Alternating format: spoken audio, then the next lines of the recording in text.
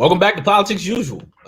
We still don't know what episode we're on. One day I'll go back and count. But you know what I decided to do to just name the episodes. Like this one, I just put the date. That's what we're gonna do from now on. Makes sense. I mean, I only want to know for like when we get to like episode 100. Yeah, that's pretty significant. Or 50. Like, I mean, I'm pretty sure we're past 50 at this point. But I don't think so. Nah, I think we might be like 1 or 2 away from 50. I think we're past 50, dog. Oh, wait, hold on. There's an easy way to look at this. They still been going on the YouTube playlist. Yeah. So let's see. We have. I haven't. 39. I don't think I put. Okay, so we're probably like 44 because I think I missed like a few to put on the YouTube playlist. So I feel like this would be like 44 or 45. Yeah, there's like 53 videos in the playlist, but I thought we was like close to 44, 40. I don't know. We just gotta call the number after 44 44B. Like we can't. Yeah. we can't give no homage to the orange person. But anyway, welcome back. Me and Ronnie are here. Fee is not here. He just bought a yacht, so yeah. Yeah, apparently I asked him was he gonna be joining us, and he said, "Nah, I'm on the ship." And I was like, "The ship? Like you mean like a boat, my nigga? Is that what you say?" But anyway, we're here. Don't know what the hell we're talking about. Because I don't know what the hell is happening in the world. I've been so busy at work. You watched that? You watched that Snyder Cut? I have to finish the last 2 chapters, so I'm like an hour and a half. Chapters? Done. Yeah, there's 6 chapters.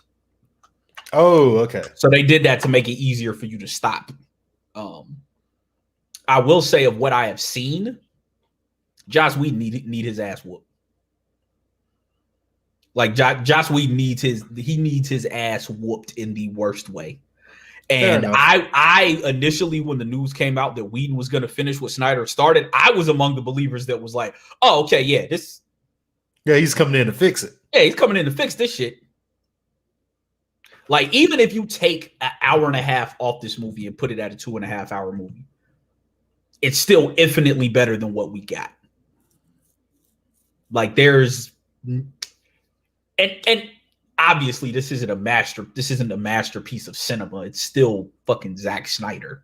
Like at the end of the day, it is still Zack Snyder. But like even Rod, who hates every fucking thing, was like, "Yo, what the Joss Whedon needs his at." Like it's so much, and a lot of this shit is still there. Like, you know, the Parademons Underground, that shit is still there. Like the Steppenwolf CGI, it takes a minute to get used to.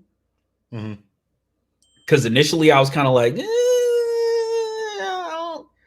I don't know, and like after watching it, you get used to it. Like the side being in it, Dark Side being in it, even wait.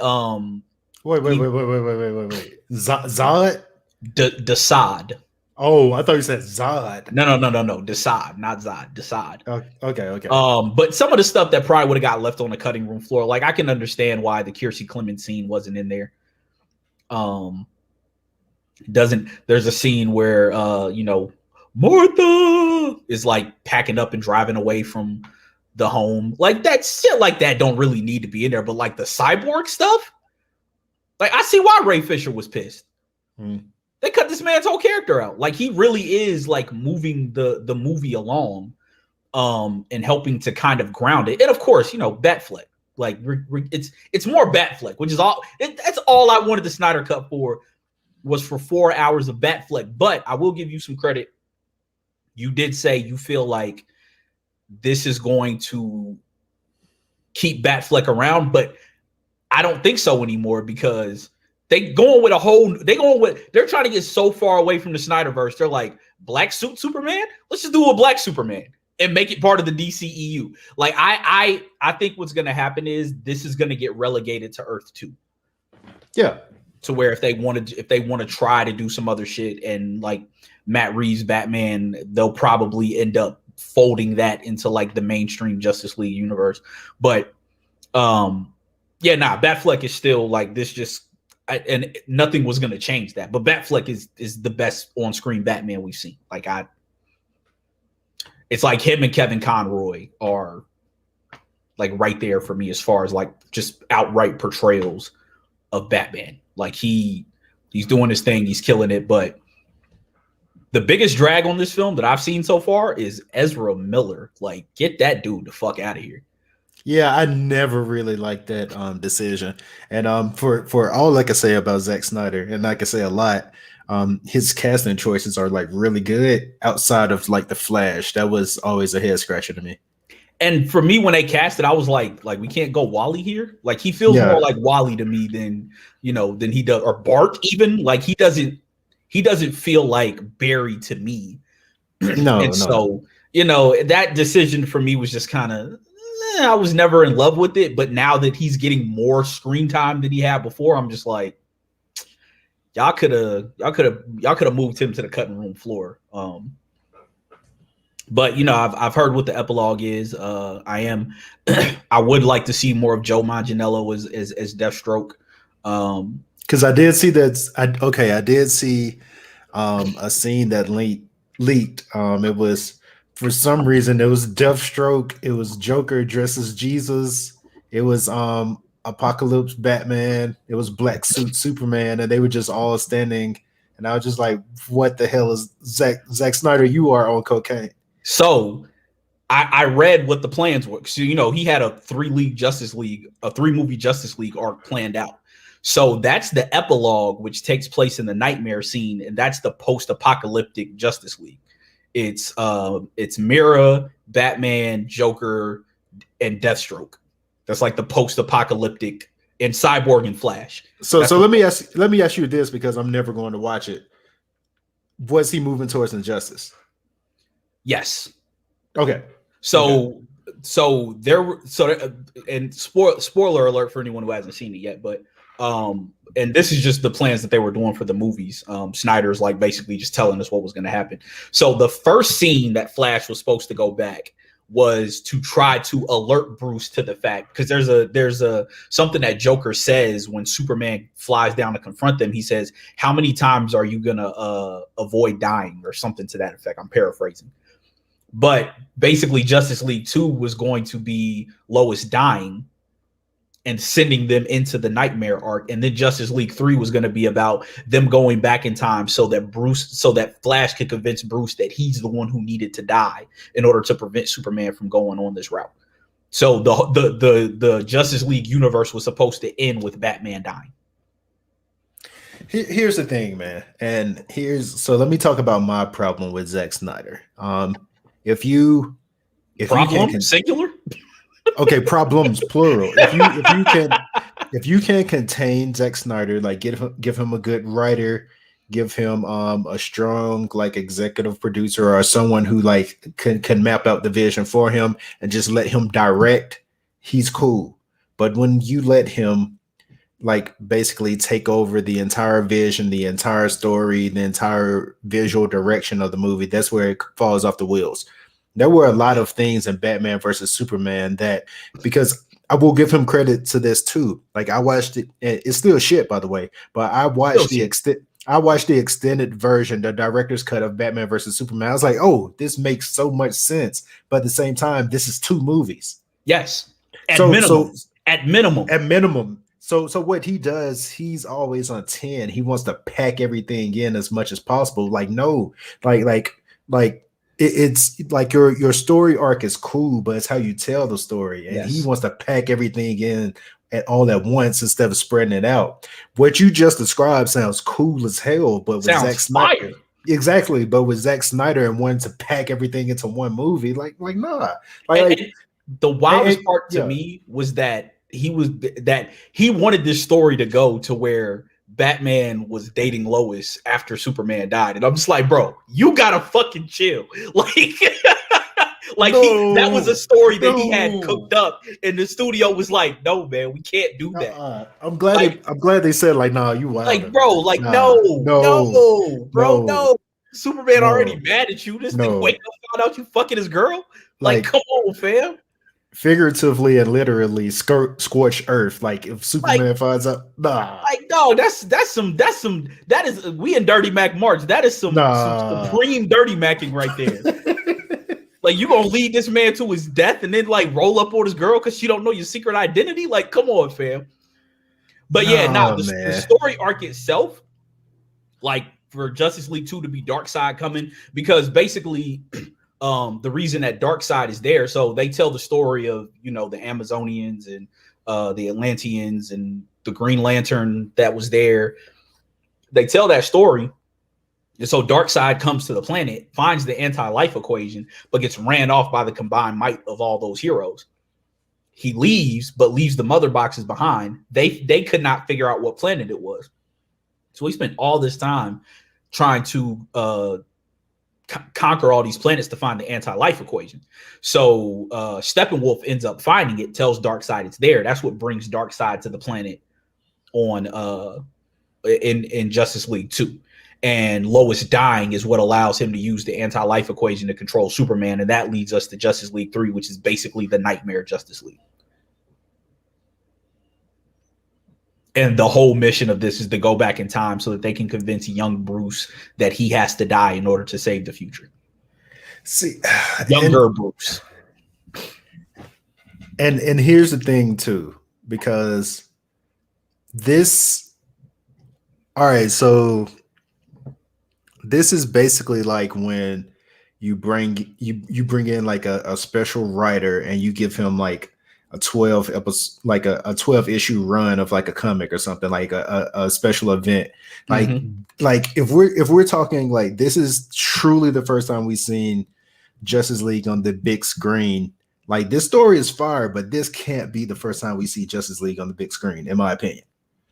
Yeah, no, they should have did Justice League War. Like, I love what they're trying. I love what the story arc would have been, especially with the fury and the gravitas that Affleck brought to the Bruce Wayne role. Like, this is, like even Lee complimented the scene in Batman vs Superman where he said like that felt like Batman to him, where Bruce is hugging the girl and looking up his eye, and Superman with that kind of fury in his eye.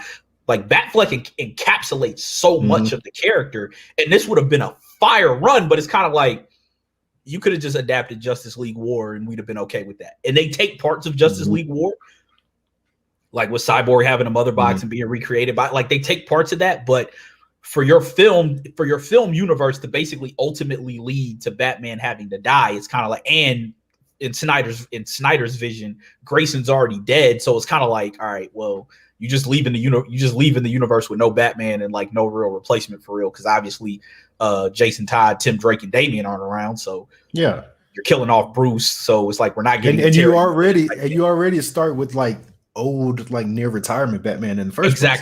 And I get why he was doing that, because I get it now that we know the full essence of the story, because I famously railed against the Batfleck thing until they said what he was doing, and I was like, oh, this is perfect. Like, old, pissed off, agitated Bruce Wayne, yeah, Batfleck can do that perfectly. Do that in his fucking sleep.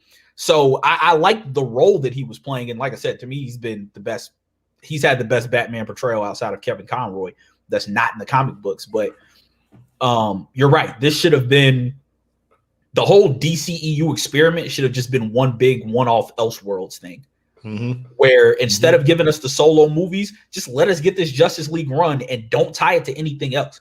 Exactly. You could have started with Batman, Superman, kept that away from the Man of Steel, and just or just retcon. Man of Steel is its own, is starting off its own separate universe. It's going to be these heroes tied in, but we don't need a Wonder Woman movie. We don't need a Aquaman movie. We don't need a Flash movie. I want to say this. You know why? Like, the reason why I like the Wonder Woman movie, because for one thing, it's like I won't say it's an origin, because Wonder Woman has always had her powers, but you get what I'm saying. But it's a rare occasion where or origin movie actually works and don't feel like stale, but at the same time, like, there's no real connective tissue to like I mean, of course, like, when Bruce finds the photograph and she opens the movie with that, but other than that, there's no real connective tissue to like a larger universe. So, like you said, there could have been these one-off movies, but I think they had like 1 foot in and 1 foot out of trying to follow like the MCU like formula. That's like, okay, are we doing this or are we? But like you said, like this, like if you open with Justice League War and just say, okay, we're not going to have these solo movies leading up to Justice League. We're going to open with Justice League War. That would have been fire. Yeah, or just say like, okay, hey, Wonder Woman, we're going to use the same actors because they look the same across the multiverse. We're going to use the same actors, but these films aren't connected to the Zack Snyder universe. And you could have just let him do, like, I would even take a limited series of this if HBO like just threw money at him and said, hey, we like the response. We're not going to put it on the big screen, but go get Affleck back, go get Leto back, go get Joe Manganiello back, and we'll let you create your nightmare Justice League universe. I would be totally okay with that. I would be down for that. Totally okay with that. If you give us a 12 episode run that takes us from the end of the Snyderverse and through, Batman going back in time and dying, I'm totally okay with that. Because I don't think most people are going to read the comic book sites to know that that's the way that this shit is supposed to end. And I think you could still have just almost, well, it's not going to be as much shock as Tony Stark dying, but given where we started in Batman vs Superman, I think that would really, carry some weight to a lot of people who invested themselves into getting this released. Yeah, because I remember for one thing, I had I think I have such a strong reaction to Batman versus Superman because I had like my face was swollen because I had to get I basically had to get a root canal, so by that point my face was swollen. So I went to the movies like with my face like that, so I was already pissed off. But I'm sitting here watching this movie. I'm just like, why is he dropping this nightmare scene in the middle of this? Like, and how can the Flash come back and speak to Bruce about a dream if he doesn't? How does he know Bruce is dreaming to speak to him about the dream? I was like, this makes no sense. Like, what am I watching? But like you said, yeah, if he gets a chance to do this over a long, because his ideas are basically like long form, like they're not made for movies. Like he's very much a movie director, but if he was able to make a limited series of this, it would make so much more sense. Yeah, like I have no doubt in my mind that it would be absolutely fire because he really is just trying to pack way too much in. Like all this isn't necessary, man. Like Batman vs Superman could have been at minimum 2 movies. You could have just dropped the first one, dropped the second one, and then build up to the Justice League. Don't do and someone at Warner should have been smart enough to say, hey, maybe we don't need this extended universe right now. We're just going to focus on this Justice universe and chug this along. Exactly. We'll keep Wonder Woman and all that together. But like Batman vs Superman, to me, it's reminding me of a movie that's about to come out, and that's the new Spider-Man movie. What's that shit called? At Home or whatever. What I don't even. Spider-Man 3. The new Spider-Man. This tells you my investment with it. I don't even know the name. And again, Tom Holland to me is the quintessential on-screen portrayal of Spider-Man / Peter Parker. And being wasted. Yeah, being wasted by being Iron Man Jr. But every bit of news that has come out about the new Spider-Man film, I've been like, at first it was like, oh, okay. All right. Now it's like, why? They're like, yeah, we're not doing the multiverse. Seriously? Again? But like just the casting news. Like, so with Batman vs Superman, it was like the news comes out. It's Batman vs Superman. Wonder Woman's gonna be there. All right, cool. They're gonna be fighting Doomsday and Lex Luthor. I was like, wait, man. I was like, hold on. And Deathstroke's gonna make a cameo appearance. What? And I'm laughing because I remember the conversations we had. Like we would be in a group and we would be like, man, what the hell can this story even be? Like all these and Flash and Cyborg and Aquaman make cameo. Jason Momoa has been cast as Aquaman. Okay, I like that. Flash and Cyborg are making cameo appearances. How they finna fit all this shit in here? Like, and so that's classic Zack Snyder's like, this is a great idea. Okay, stop.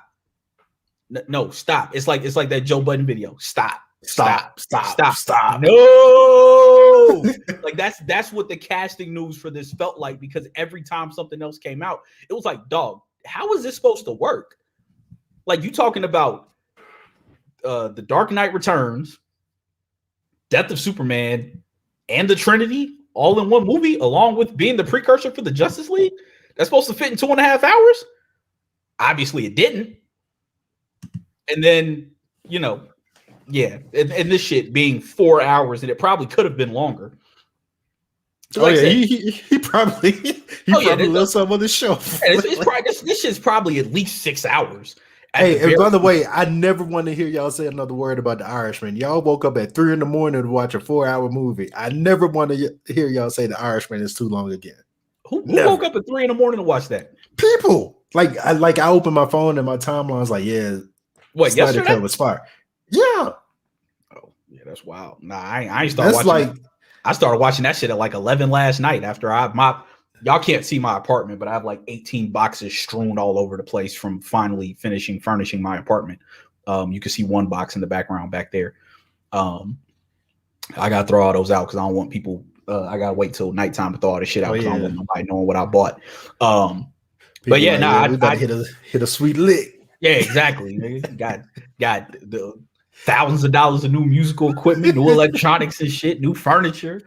But like, I finished setting my TV up in my room, put together a TV stand for it, move some electronics in there, and I was getting ready to lay it. I was like, all right, fuck it, let's cut it on and watch it. And I knew it was bad because it was like, usually I go to bed at like 1:30 to get up and go to work. Because I don't have to log in till 10, and it was 2:00, and I was still like, damn, do I want to finish this next chapter? And I was like, all right, let me chill out. But yeah, it's. I know you're not gonna watch it, and I understand. Never. But even me not being like a film head or a cinephile, I can tell where the cuts would have been made on this movie. Like I can tell where there's just extra shit that has no bearing on the story. Which is like, all right, we ain't really need this, but I get why he's doing it, because he's like, listen, y'all gave me $70 million to finish this shit. We gonna finish it. We gonna do it right, goddammit. We gonna make the exact vision I wanted. So, if you enjoy a good portrayal of Batman, or you just want to look at Gal Gadot being fine, even Momoa is a little more intense in this. Cyborg is a whole lot better in this. Like everybody is good in this. I haven't gotten a Leto yet, obviously, but everyone's good in this except for Flash. Like I just don't. It's just I don't understand why they are so hell bent on making him a thing for the Flash. Let's recast Ezra Miller. Who's a good Flash? Like if we were to go back to, when was this? Like 2015. Like who's it was like 2016 was when most of the news started coming out. So who at that time where we could have said like, okay, that's a good Flash? Like, I don't know, because I don't watch a ton of movies. I don't. Whoa, I'm not a real movie, and I don't really study up on actors and who's good or not. Like, I mean, I personally would have just liked to see them go just Black Wally to match the TV series, or just fuck it, cast Grant Gustin in the role. Like, let him do the shit. Like, he was already there, but I don't know.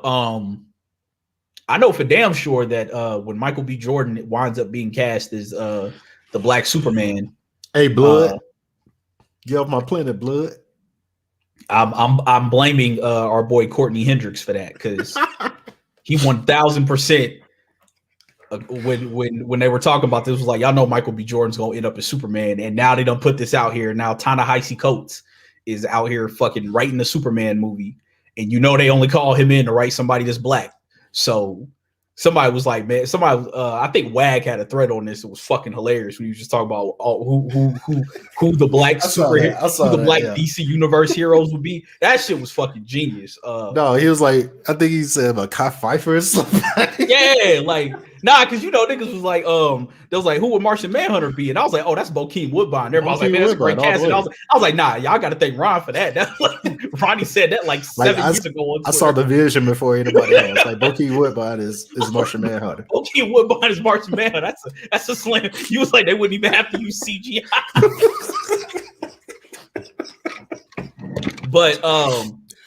But nah, somebody said there's gonna be a scene in the Black Superman movie where his dad gets like killed by police or something, but tells him not to use his powers because the world's not ready for a Black Superman. And I'm like, when that happens, I'm either walking out the theater or cutting off the movie wherever I'm at.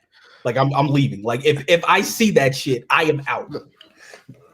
No, I dropped this take on Twitter and because let me back up a bit. I strongly believe everybody, no matter like how progressive you are or whatever, everybody still holds on to one problematic opinion that no matter how educated you are, no matter how much you know, you're not going to drop it. My controversial opinion, when it comes to James Bond, when it comes to Superman, they got to be white.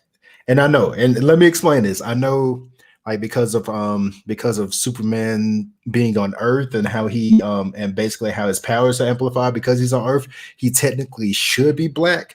But a part of what makes Superman Clark Kent is just he's the waspy white guy. Like he could be out and you'd be like, oh, okay, this is a 6'2", 6'3" white guy with glasses on, and he looks just like because he's gonna get the benefit of the doubt. Exactly, because actually, hell, what's the name?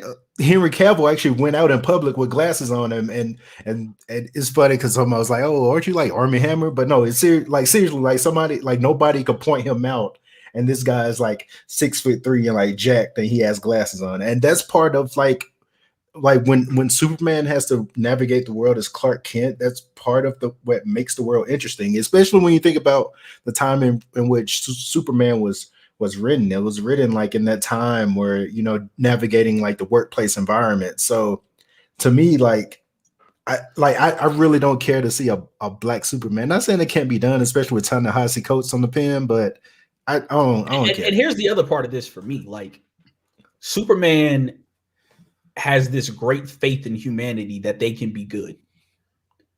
Well, a large swath of the ruling class of humanity is white. And I only know of 2 black men in history that have ever genuinely thought that white people were worth saving and should be given the benefit of the doubt. Barack Obama, Martin Luther King. That's it. Those are the only 2 people I know that genuinely felt like, nah, white people can be redeemed. Ain't no way in hell you can tell me that any black person born in the last 30 years with superpowers is going to be out here thinking, I can say these white people. You are either extremely naive or you was adopted by some white people. Which you know that's gonna happen. He's either gonna be adopted by white people, or he's gonna have like a black dad and a white mom type thing. They gonna have to throw an interracial relationship in there somewhere. And I only say white mom because ain't no black woman gonna be raising her superpowered son to actually trust white people. That's just not. Yeah, I'm good. I'm all the way good on that, man. It's not a thing. Like, and I get it. It's supposed to be what's his name? Calvin Ellis, who I think is the president of Calvin Ellis actually is the president. Yeah, because he's based off of Barack Obama. Wait, wait, hold on. Let me Google this shit so I can get this shit right. There we go. Yeah, Calvin Ellis, who is from an island. Guys, he's very like not loosely based on Barack Obama. Being from Hawaii. But yeah, his name is still Kal-El, but he is of Earth Which Earth is he from? Is it 23? Let's see. I think it's Earth 23, if I'm not mistaken. But yeah, it might be a different Earth. But yeah, I wanted to say Earth 16, but that's the Young Justice Earth. The Young Justice cartoon Earth. But yeah. It ain't no way in hell Barack Obama could have been a fucking superhero out here. Like, actually have been Superman. White people would have been scrutinizing every damn thing he did. You imagine him leaving a press conference? Like, dog, Sean Hannity would be like, this nigga Barack Obama dropped a building on 72 white people today. Like, is he a hero or is he a villain? Like it would be like that. There's no way he'd be able to have a secret identity. No. Like, man, Barack, we know that's you. We know that's you in that tan super suit because it's Easter. Like, I'm with you. I don't want a black Superman. Like, I would much rather them, like the new character they got, Naomi, who's supposed to be super powerful. Could have made a series about her. I really could care less about a Cyborg series, but give us a black, because you know what, black, because part of me feels like Hancock started off as a black Superman movie. I can buy that. Like, I think someone had the idea of, let's make Superman black, and they took it to a studio and they were like, no. And they just took the rest of the series and was like, all right, fuck it, we'll just make a black dude who. Yeah, someone's like, hey, what if Superman was a black guy? And yeah, and you know what's gonna be funny? We're approaching that period where the exclusive rights to like all these famous superheroes is like expiring, I think, this decade. And yeah, I think like they're gonna be like Sherlock Holmes, where they just can be used by anybody, where no like one place can obviously, and that's gonna be public domain. Yeah, they're in a public domain. Yeah, like I think Warner was trying to file some something to extend it because they were saying like the scope of the character has changed since they first came into public being, and now with these movies and stuff. And I'm just like, they probably got enough money to make it happen, but boy, when Superman becomes public domain, they'll probably say like, okay, like you can't use Clark Kent, but do whatever you want to with Superman or something like that.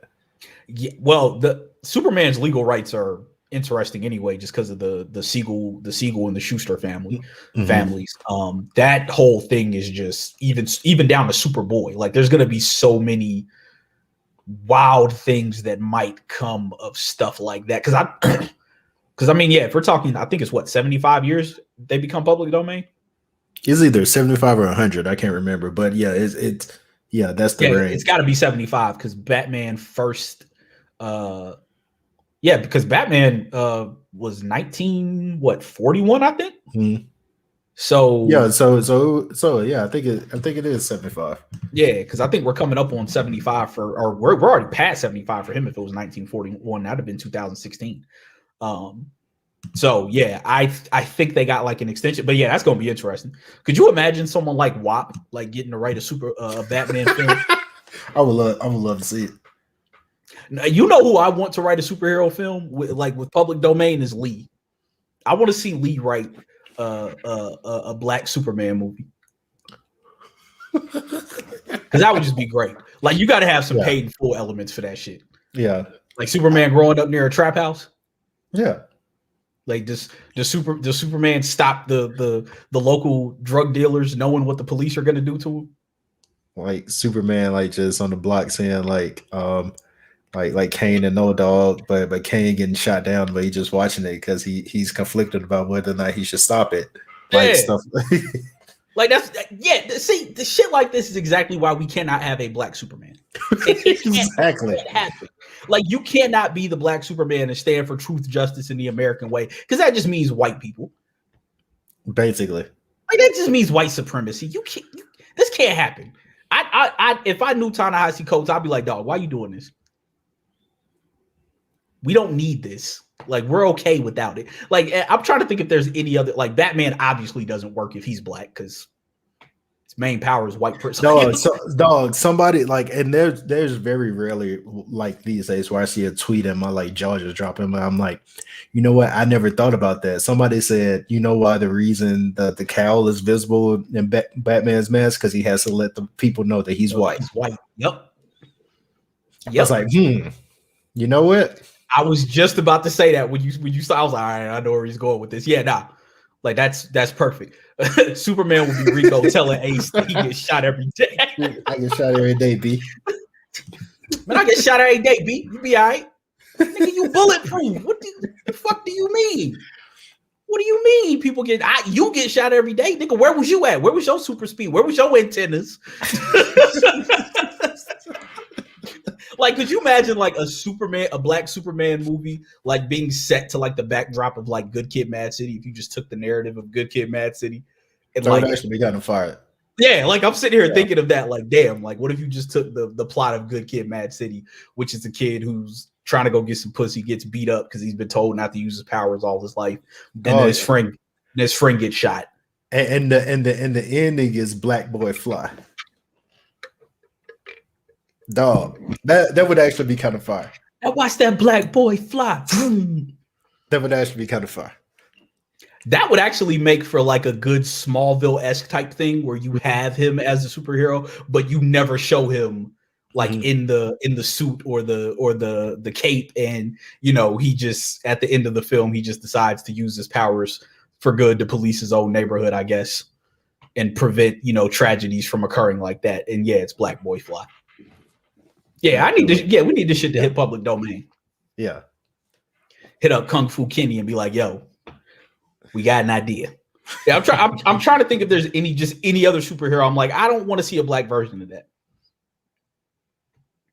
I mean, hell, we barely see versions of the black superheroes we got. So why are we? But see, this is the shit that be killing me. And we've had this discussion before, but there's far too often I see people who, and for lack of a better term, the comic book fans who jumped in after Black Panther. Y'all all y'all finna catch a stray. Because y'all came in this thing with all these demands and wants, and why don't we have more black characters? And what's this? And I'm just like, do y'all support the black comic characters that are already here? Because if you don't, Aaron Aflalo is Superman. Come on. Wait. Okay. Yeah, so who would get Game would have to be Lex Luthor. Yeah. Oh shit. No code, ladies and gentlemen. Damn, I done lost my train of thought. Oh yeah, but all you fans who jumped, it's like comic book sales and popularity. Like, if these black characters can't get a damn cartoon, what the hell makes you think a movie finna be made about them? Like, there are very few Blades and Black Panthers and Falcons that have such recognizability that you can just go ahead and say, yeah, we're giving them a movie or a show, and even then, those had to get like fought for to be made. Like, this stuff isn't just like, how many of them people bought the Ironheart series? Probably none of them. No, World of Wakanda, which is Ruth. Oh, what's her name? I forgot the but she's a brilliant writer. She wrote, so it was one by Roxane Gay. So it was a series written by Roxane Gay, and then I think Nnedi Okorafor did a series. They both got canceled after like 4 or 5, 6 issues. Cyborg finally got his own series in like 2013, 2014. Pretty sure that got canceled pretty quick. Yeah. You have all these black superheroes out here that y'all don't support, and then you get mad when only white superhero films are made, or even worse, you subject actors to unnecessary vitriol because the studios feel pressure for quote unquote diversity, so they just turn a white character black to appease y'all. Y'all just came in this motherfucker not knowing nothing about it and decided, oh well, this should be a thing, and it's like, it is a thing. Have you looked? How many of y'all knew about Miles Morales? Which is why Miles Morales' story was able to be hijacked for another Peter Parker reboot because y'all didn't And, know and about Miles Morales. and that's something I had to make a complete 180 on because you remember my stance on it. But then I saw of course I saw Enter the Spider-Verse, and I was like, you know what? Just how I felt about Peter Parker, this is how kids are going to feel about Miles Morales. I get it. It makes sense. And plus with how they do Spider-Man and the Spider-Verse anyway, it makes sense. So it wasn't just, just slapping, a name and a black face on a new character. It actually makes sense within that universe. So I was like, yeah, I get it. So yeah, same thing. Like when these things are out there, like because Miles Morales is like a hella popular character now. So, but how did he get popular? Is because people show their support. So when these things happen, when these issues are being published, you just got to go support them because you're gonna drive the direction of the story of this character. You're gonna your support is gonna push them to the next level. Yeah, like I'm gonna read this character. So there's a new character out named Naomi, who is she was sent to Earth, and let me get to her powers. Apparently she's about as she apparently has Omega level powers, which the Omega is something that Darkseid is not like Omega level mutant, but like Darkseid has like Omega powers, the Omega beams. She's very powerful. bet a lot of y'all ain't even heard of her. She has a comic out there, if I'm not mistaken. Yep. So she has a whole first volume of her series, and that shit only ran for 6 issues. How many of y'all read that shit? I can't even front. I haven't even read it. So, I mean, there's only a few comic books that I read these days just because it's convoluted and all that shit is impossible to keep up with. But point being, all of you new comic book fans who wanted to jump in after Black Panther and decided y'all wanted to get interested in this shit, but don't want to support any of the things that actually drive the decision making of these studios, y'all are the problem. Because I don't complain. I don't need to see Tony Stark be black. I'm cool on that. I'm good on that. I don't want no black war criminal. Yeah, a black war profiteer does nothing for me. I don't need to see Black Captain America. Cool on that. They could have gave us a better actor for Falcon than Anthony Mackie punk ass. But yeah, and let me just insert that because of course this is happening now. Like I'm probably gonna watch it, whatever, cool. But like it makes me sad because like I don't think people realize how important of a character Sam Wilson is. But you got this complete just dork playing him who doesn't even understand the significance of the character. Like truly, like there's no way he grasped the significance of being Sam Wilson. There is no way. African American comic book hero. Not the first black one. He was preceded by Black Panther, but the first African American comic book superhero. First one. And you got Anthony Mackie, who when Black Panther came out was questioning why there needed to be a black director. Like, oh, does a horse need to direct Seabiscuit? Yeah, that's an actual quote, by the way. That's an actual quote. Like he said that. Like you got that dumbass playing this character, and yeah, like the like seeing Nick Fury black, that was cool because that was a comic book thing in the Ultimate Comic books. Like they literally based the appearance of Nick Fury in the Ultimate Comic books off of Samuel L. Jackson. So that made sense. But I'm not someone who needs to see representation everywhere because I am not someone who looks to other people for a source of pride or inspiration. I recognize that I'm in the minority of that. So for no pun intended, but for those of you who do look for that shit, buy your kids these comic books or just read these buy them and put them and hand them out to kids in your neighborhood. Would do a lot for, y'all always talking about these kids deserve to see representation. Go find these black comic book characters, order their books, and go hand them out at school or something. And don't wait for, because a lot of people like do this too. And I'm not like a hardcore like comic person, but I know like just a little bit more than the average than the casual comic reader. I know a lot of people they just go in and they just buy that trade paperback. Buy those issues because waiting for that trade paperback, it might not even make it there. Like behind me, I have these variant issues, and some of these issues were able, like for instance, I have the Miles Morales Illmatic cover. That series was allowed to go on because a lot of people bought that variant cover.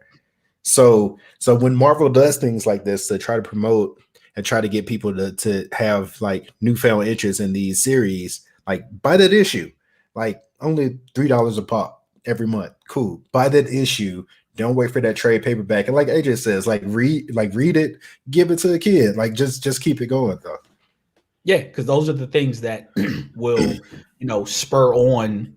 Like it's bad enough that we already like, and I'm gonna get off into a slight tangent here because I've been seeing there's this narrative that is taken over on Twitter that I absolutely hate, which is we didn't think what you liked was weird. We thought you was weird. No, you didn't. Y'all didn't have that brain space or mental capacity. You thought anime and comic books were weird. Now, as you're older, you realize you thought it was weird because you thought the people who liked it was weird. But at 14, 15, 16, you didn't know the difference. Mm-hmm. You associated that shit being weird with the kids who liked it because they were weird, according to you. So, and some of them motherfuckers was legitimately weird. But some of them was running down the hallway with the with the Pokemon cards. Yeah, like I ain't gonna sit up here and act like everybody wasn't like, but y'all cast a wide net and called all them people weird. And now that you're older, you're realizing, oh, this stuff is actually pretty cool. But it's because you didn't want to give it a chance. You decided that because the kids who liked it were weird, it was weird. And so you didn't want to give it a chance. And now you approaching 30 and you realizing, oh, damn, this shit is cool. And so you trying to backtrack and say, well, nah, nigga, I didn't think that shit was weird. I thought you was weird. No, nigga, you thought it was weird. I was on this the whole time. Like you thought it was weird. There's plenty of people that will say, as a kid who sat and watched my friends go away from the stuff that we all loved growing up simply because, my friends all like niggas had Pokemon cards. You never get them to admit that in public. That was like niggas hid that shit. I was the only one that was like out in the open with it because I didn't care. But I say all that to say, now that we're entering into a generation that I hope is going to be a little bit more tolerant about what other people like, now is the time to get a younger generation into this because they can drive the conversations, and hopefully they don't have that gap of between like entering adolescence to when they're finally older and stop giving a damn what people think, where they just put this whole thing that they loved as a kid down because of what society thought, and particularly what the Black community tries to think about nerdier activities. Like there's a whole reason there's been like a blurred culture resurgence is because the kids who liked all that stuff like are now on the internet and have voices where they didn't have them before. And you can say what you want about echo chambers, all that shit, whatever. Everybody needs their own space to speak, but it's been far too many of y'all. Like if you want an example of this, ask WAP. Because WAP is the first nigga that'll tell you, nah, I loved all this shit. I just didn't talk about it growing up because nigga, if people thought people thought that shit was weird. So and the chicks ain't like it. So I wasn't admitting that I liked that shit. That was the mentality across almost everywhere.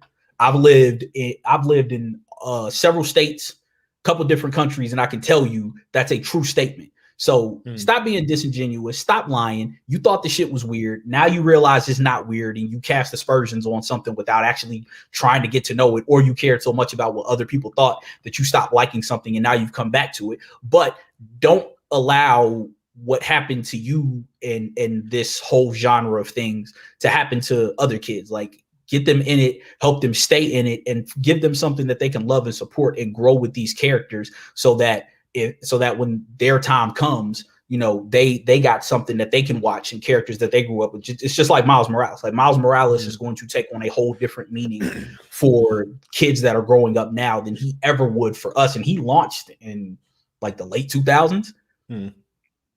So he's going to take on a completely different meaning for kids that are 6, 7, 8 years old that were watching Enter the Spider-Verse and are like, yo, this is the coolest thing I've ever seen.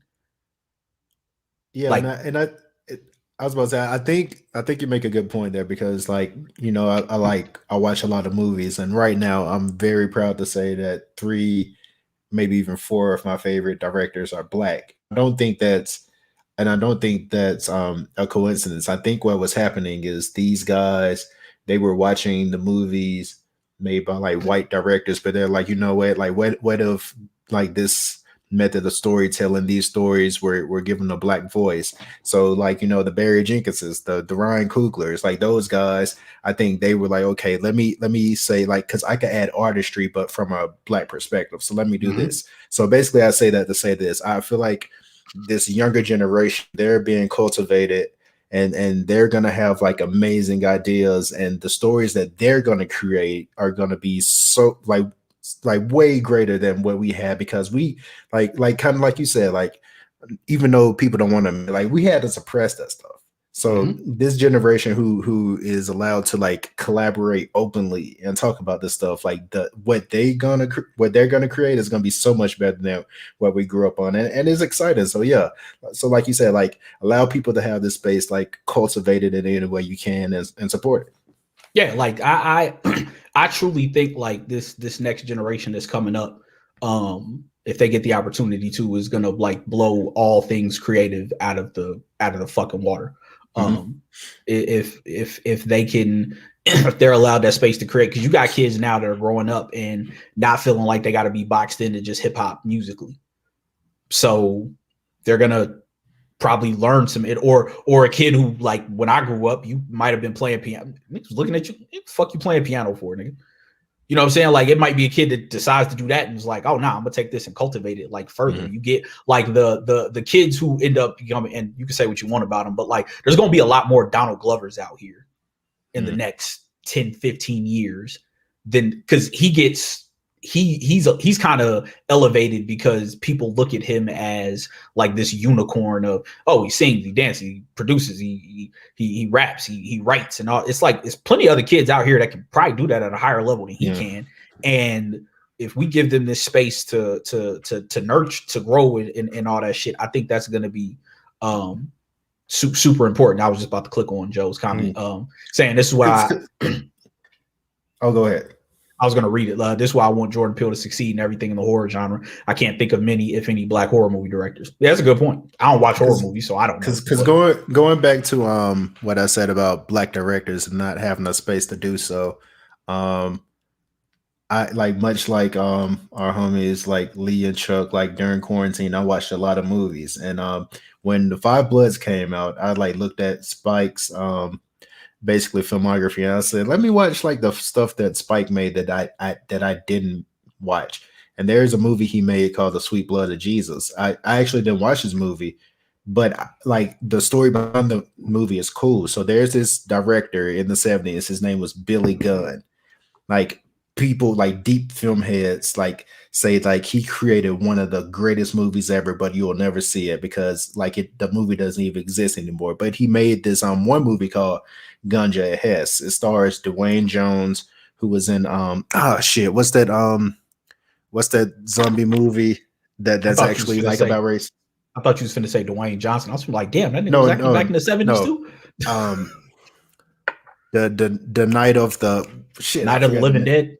Yeah, Night of the Living Dead. Yeah, so it stars Dwayne Jones, and that movie is like it's a real like trippy art house movie. But I'm like, damn, like why wasn't this guy able to make anything else? So basically, I'll say that to say this: like anything Jordan Peele makes now, like even if I'm like, I don't really fuck with it, I'm gonna support it. I like Get Out. Like I like Get Out, but not as much as most people. Us was an interesting idea that like I read a review and I was like, I don't really like it, but at the same time, like you get to see like what can happen if you let somebody outside of like the mainstream culture like make their vision, because everything Mhm. Jordan Peele has done so far is like super interesting, and that's the thing, like just imagine how many more interesting ideas are out there but they don't get a chance to tell their stories. Yep. And like it, and also like the support has to be genuine. Like I understand support for the sake of support, like, you know, but if something ain't for you, don't just go falsely support it because you're doing Mhm. more harm than good.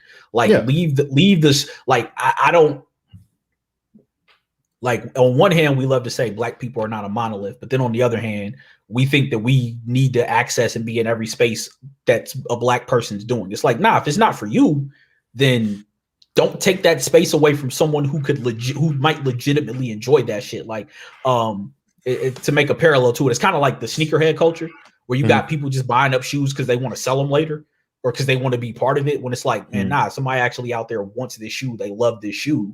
You taking that spot from them. And it could be the same thing. Like, obviously in the digital space, that's not so, but you buying up a ticket to a show that somebody else might actually want. Like, I make it a point to not invade spaces that are not necessarily mine. And if I do, I make sure that I'm respectful of the culture. Like, I always tell the story of a friend of mine who, and they were doing a reunion show for his band. He had this popular pop punk band in Birmingham, and they did a reunion show. And he's like, yo, man, it mean a lot if you came out to support. Cool. I went in there.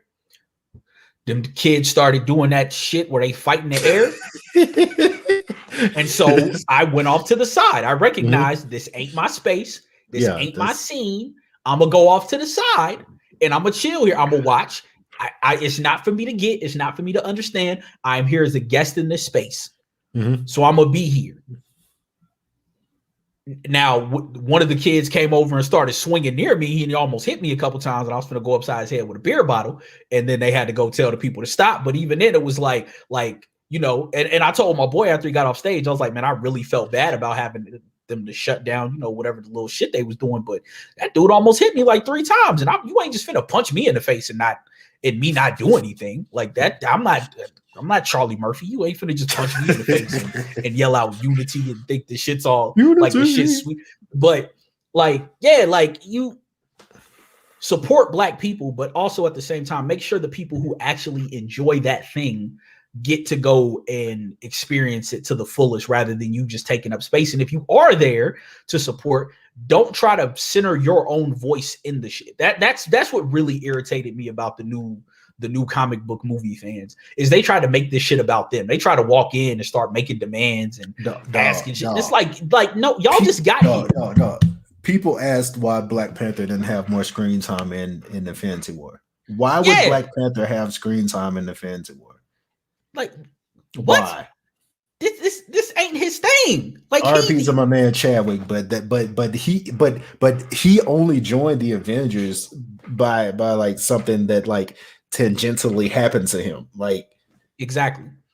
Like, he wasn't there from the start. So why would he have like? So why would you put him? Why would you change the entire arc that's been working over these how many movies to center him simply because you feel like he should be front and center? Exactly. It's like it's also the same shit that like the same friend whose show I went to, because of him, I've become friends with the drummer in this rock band called Issues. And I watch his Twitch shows. And for the most part, like, you know, he does you can give him $10 and he'll drum to any song.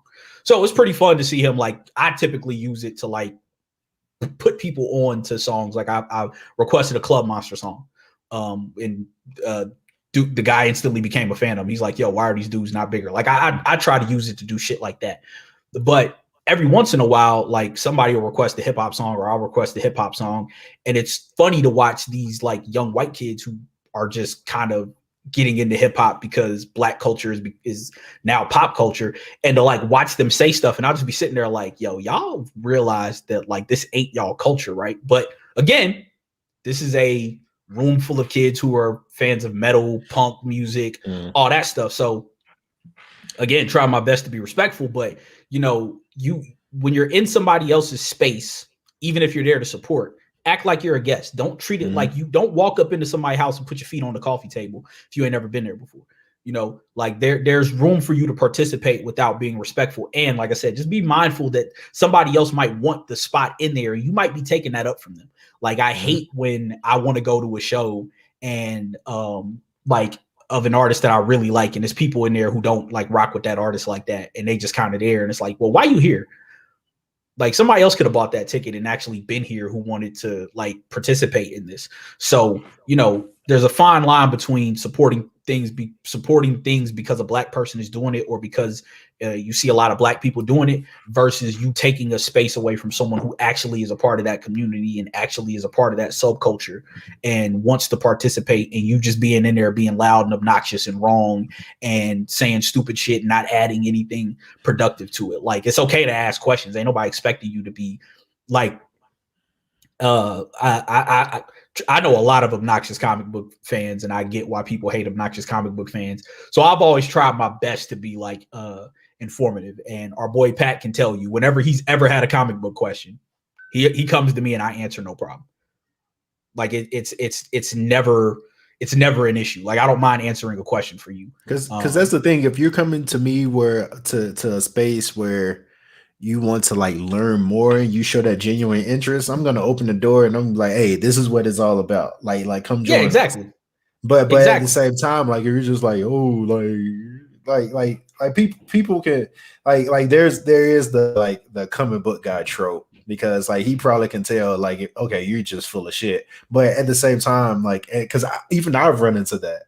Like, oh, you don't read comics for real? What happened in X-Men 72? Like, yeah, like, fuck all that. But no, like, if someone, because I had, like, of course, when MCU was getting bigger, and this is like a lot of the arcs that, you know, we grew up on, that we were reading. So when people ask me, I'm like, yeah, man, let me tell you about this. Like, yeah, exactly. Like you could buy this entire Marvel like dictionary, or you could read Marvel Wiki, or you could just read these specific issues, like whatever, like however you want to do it. So yeah, like if someone's showing genuine interest, of course I want to show you why I think this thing is cool. So yeah, I'm gonna tell you about it. Like, I'm not the person to be like, nah, nigga, I ain't telling you. Like, there's certain things that I like to keep exclusive, but for the most part, I don't mind sharing my interest with people. Our boy Joey Public, who you guys might be seeing on some future episodes, he said, I'm here to see what you got in the fridge. Let me get the leftovers, G. And what is funny about that is I've known him for basically 25 years now. Has been was, I think, the first friend my brother made when we moved to the suburb that we grew up in. So I've quite literally known him for 75% of my life at this point.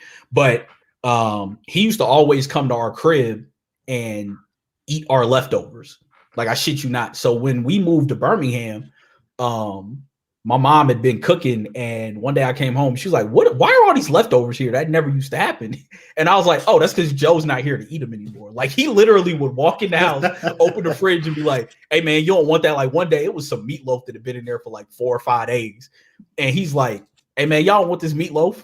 And I was like, man, that shit's still in there? And he was like, yeah. I was like, but you know that shit been in there for almost a week. He was like, so you saying I can have it? And I was like, yeah, man, have at it. It's your risk. Man, look, he took the whole glass little casserole that was in, put it in the oven, heated that shit up, came downstairs. My brother's room was in the basement, and had like oven mitts on his lap. It didn't even like put the meatloaf on the plate. We just eating it out the glass casserole. And he once got me and my brother in trouble because, well, me, my brother, and my sister in trouble because he stole my mom's cream of wheat.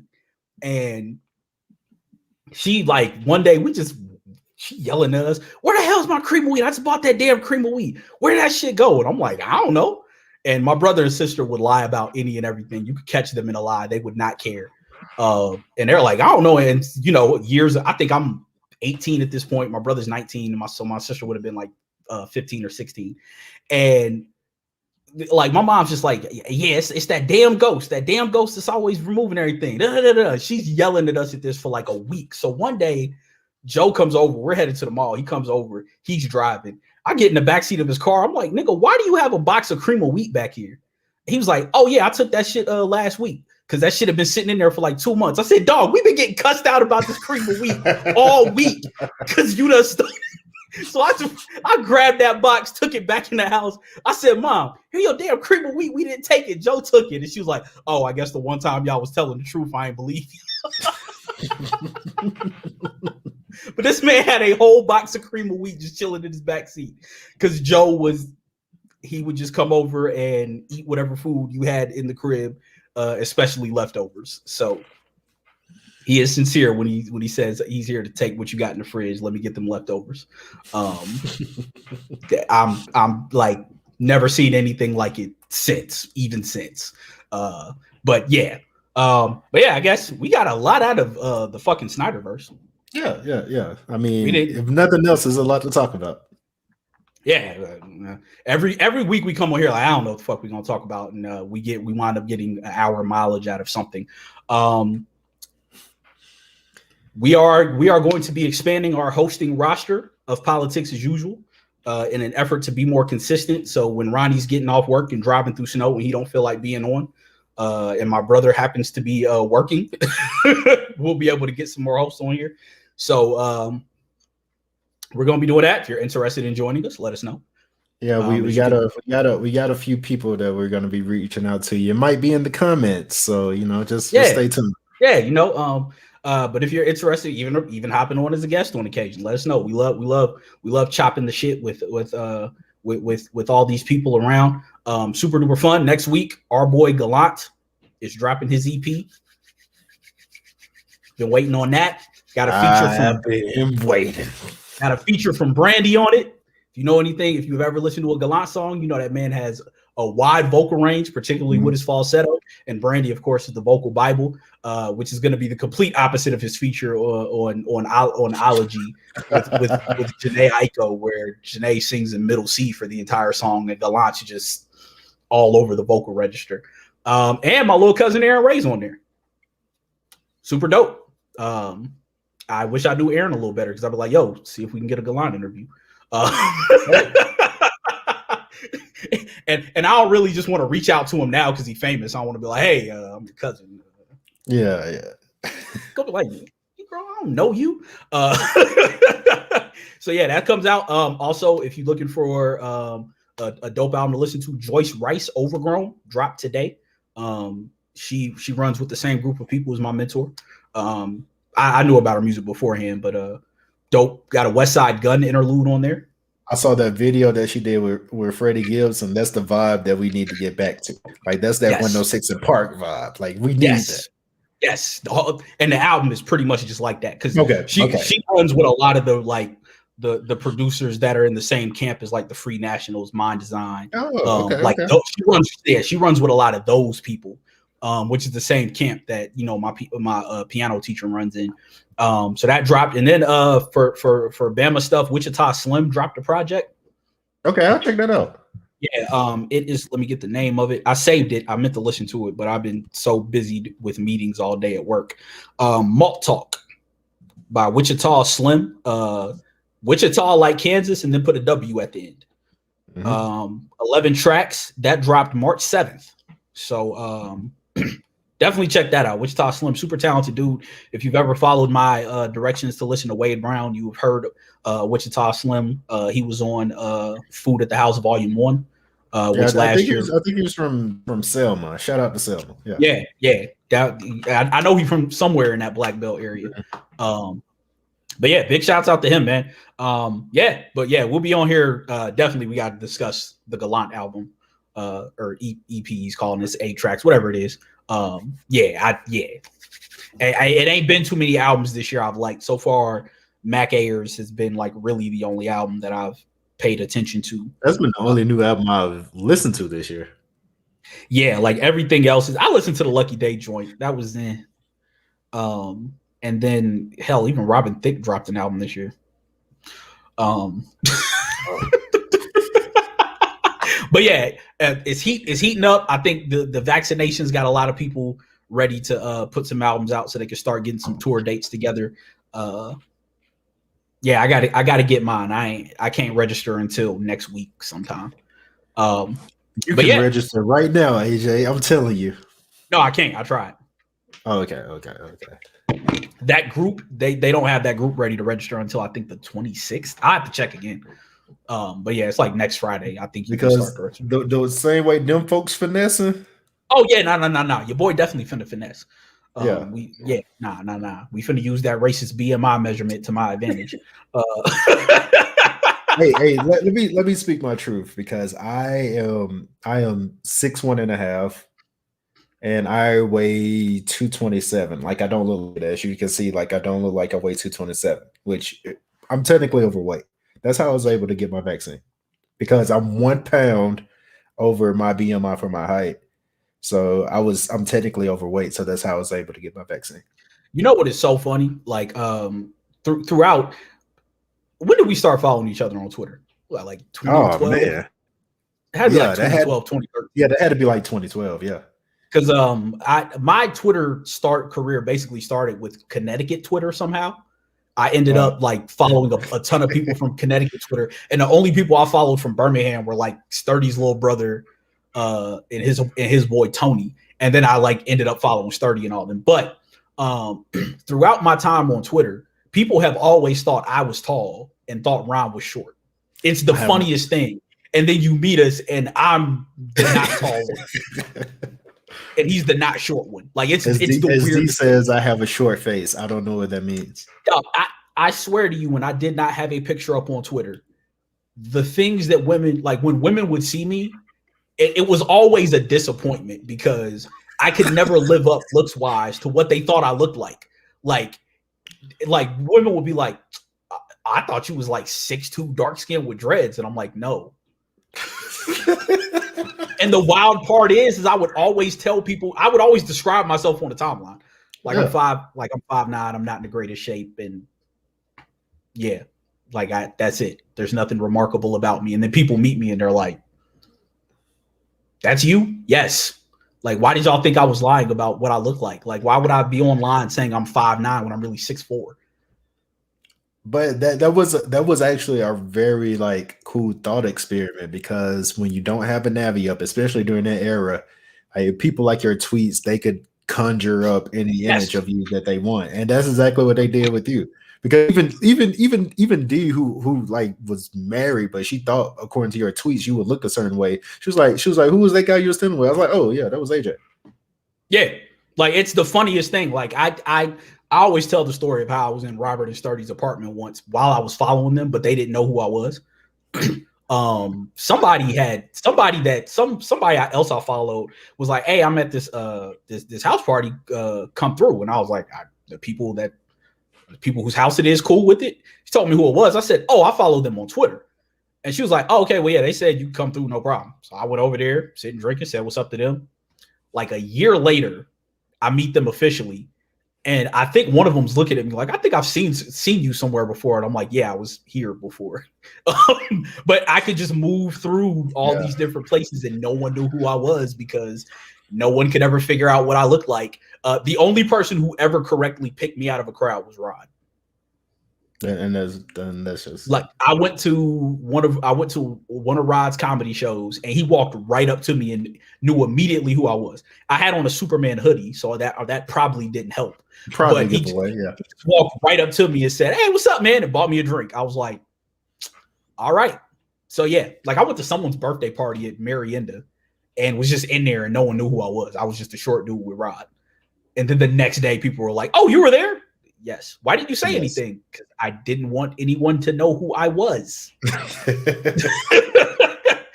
I enjoyed the anonymity of Twitter, but yes, great thought experiment. But anyway, that ended up way more on a tangent. I got to get off of here because I got to finish the Snyder Cut and I have to work tomorrow, unfortunately. What's the next show that y'all doing? Falcon and the Winter Soldier? Yeah, so I'm doing like little like 5-minute recaps of Snowfall that are tying into like some historical context because this season really has like a lot of that going on. But we also starting Falcon and the Winter Soldier, so those episodes will probably be posted sometime next week, likely Wednesday. So be on the lookout for those. Did you see that thing about Freeway Rick Ross saying Franklin Saint was modeled after him? I mean, yeah, that's like no secret. Yeah. Well, yeah, he said he met with John Singleton and told him his story, and John Singleton went and made the show, but didn't give him any credit. I mean, John Singleton was like in the neighborhood, so he saw it. So it's not like, yeah, I was not like he had to go read about it. I mean, yeah, I was like, all right, I guess, but yeah, yeah. So what we doing? Are we doing My Hero Academia? Is that a thing? We doing that? I feel like we should. Because I didn't know that dropped so soon. Yeah. So on the 27th, episode 0 starts, which is probably going to be like a recap of one of those one-off episodes. But the week after, we're getting into the shit. So I'm super excited. I'm so happy I hop on this train. This arc is probably going to be a little bit boring. It's a training arc. I read the manga of it. So it's just a training arc between class 1A and 1B. But we do get some interesting stuff about One for All and its importance, which the stuff going on in the current arc, if you're up on the manga, we start going towards that and why it is so important. Things that you're going to find out why it's so important that Izuku was quirkless and why All Might was originally quirkless. These are things that we're about to find out. But it starts with this particular arc. So, yeah. I think from an action standpoint, I don't think it's going to be that big, but I do think it's going to be important for layering the story that is My Hero Academia. So yeah, I'm definitely down to do this because to me this has the potential, if they can stick the landing, of being. I do have a gripe with the current manga arc, but we won't get into that because I know most people don't read ahead. But I think if they can stick the landing on this has the potential to be a top 5 anime series ever, action shonen anime type series. So yeah, definitely excited for that. That and Demon Slayer season 2 are the anime I've been waiting for. Slayer. I need to get on it. I'm mad we can't get season 2 because the fucking movie ain't coming out in the US anytime. Well, I mean, we're getting season 2, but the movie is based off of like the second major arc of the anime. So I don't know if they're going to retell that or if they're just going to skip ahead. But I mean, I know what happens in the movie because obviously. But yeah, if you haven't watched Demon Slayer, now's a good time. It's on Netflix and Hulu. Or if you got Crunchyroll. Yeah. But yeah, I think that's it. So yeah, this weekend, next week, Falcon and the Winter Soldier. Ronnie's doing Snowfall recaps. Starting, I guess, April the 7th. I think that is. Are we going live for MHA? I feel like we gotta go live for that one. I feel like we just got to. Yeah, I'm with you on that one. So no, starting April 3rd. I'm sorry, I'm way off. Yeah, April 3rd, we're gonna go live. We're gonna do a My Hero Academia recap of the first official episode of the season after episode 0, unless episode 0 contains something important, in which case we might go live for that. But yeah, it'll probably be me, Ronnie, and D. Unless somebody else starts. Does anyone else in the crew watch it? Oh no, I think it might just be us. I know Sky watches it. Yeah, I was gonna say I think Sky watches it, but I don't know. We might have to pull a Sky on because yeah. But, I would love to hear some Sky takes on on My Hero Academia on the pod. I think that we need to utilize his voice more often. We do. His takes are always hilarious, and it's a shame they mostly get relegated to our group chat, which is fine. But anyways, we'll be back next week. You'll start seeing some more random hosts. We're gonna do our best to get back on an every week schedule. It's hard when you got people in 3 different time zones. But we'll be back. Watch the Snyder Cut. Check out Joyce Rice Overgrown. Check out Wichita Slim, Malt Talk. And I think that's it. You got anything else? No, that's it. All right. 1. You knew it was coming.